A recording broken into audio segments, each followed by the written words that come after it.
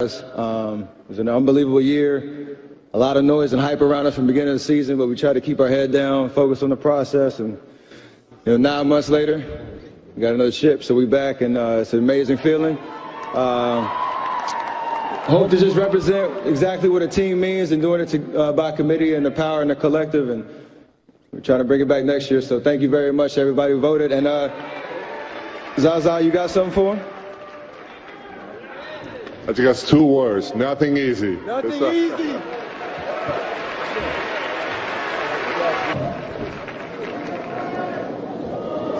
And the ESPY goes to Russell Westbrook.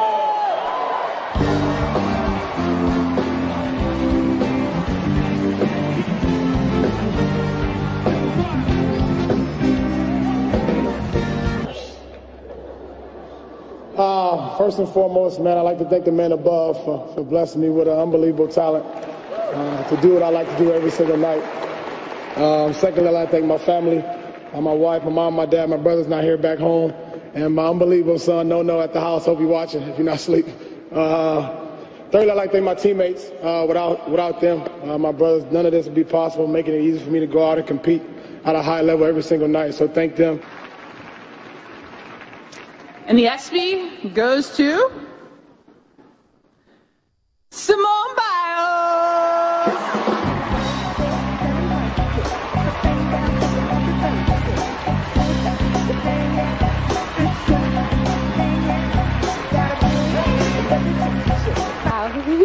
Thank you guys so much. And most of all, I just want to thank the fans, everyone for voting for me and believing in my path. Ever since Rio, it has been an amazing year, and the best part of all has been meeting all of the young people who look up to all the athletes in this room. It is an incredible honor and responsibility of being a role model, and I just want to thank you all for believing in me. It means the world to me, so thank you. Yeah, Simone Biles. I mean, she's just incredible. Very, very. Since Rio Olympics, she's become a Hollywood star, not just super star. I could go on and on about what she's had to go through and everything. But it's not just about her. About the other guys that won award. We just listened to Russell Westbrook, best male athlete of the year. Some other people won awards as well. The New England Patriots, the best game award went to the New England Patriots and the Atlanta Falcons for their match at the Super Bowl. And you also talk about the Steph Curry guys, I mean, team for winning, and the Chicago Cubs as well, winning something good. It's glamour, and hopefully we'll be able to do things here that will get to that standard. I know there are 1 or 2 things that we're doing here. It's good. It's good. We could always, we could always make it better. It's always good when you celebrate these top stars, what they've been able to do, what they've been able to awards have come a long way, to achieve. So we'll move on from there, but it just shows how good it was for those athletes in the year under review. All right, let's talk tennis now. What a shocker. You talked about 2 exits. One, of course, he lost. Although you could say that he was actually limping at a point. Then the other one, where Novak Djokovic, talking about the fact that he's been having shoulder problems. Well, he said his elbow, so he decided to withdraw. Okay, we'll start with Andy Murray. Sam Querrey, if I go back to what happened in 2016, where this guy shocked Novak Djokovic, he sent him out of the tournament, and since that time, Novak Djokovic have never been the same again. But now Andy Murray should think of what to do, because this is not really looking cool when you're having Sam Querrey sending out Novak Djokovic the last time at Wimbledon, and now is Andy Murray's turn, and Andy Murray is world number 1. At that time, Novak Djokovic was world number 1. He has a thing for world number 1s. When he met Novak was holding the 4 titles. Precisely. Defeated him. Novak has not been the same since.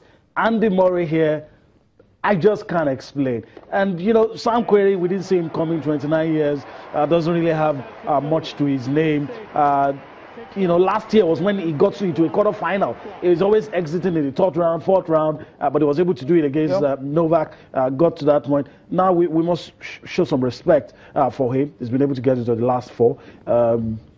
I told you Andy wasn't in my book. I've been proved right now. He's not in your book. Okay, never was in my book. He's out right now. Okay, now for what? Novak. for Novak Djokovic. I also told you that injury, the degree of that injury will be tested when the severity, that's what I was looking for, will be tested when he plays against the top guys, and he's been made to walk. And you see, he did the honorable thing.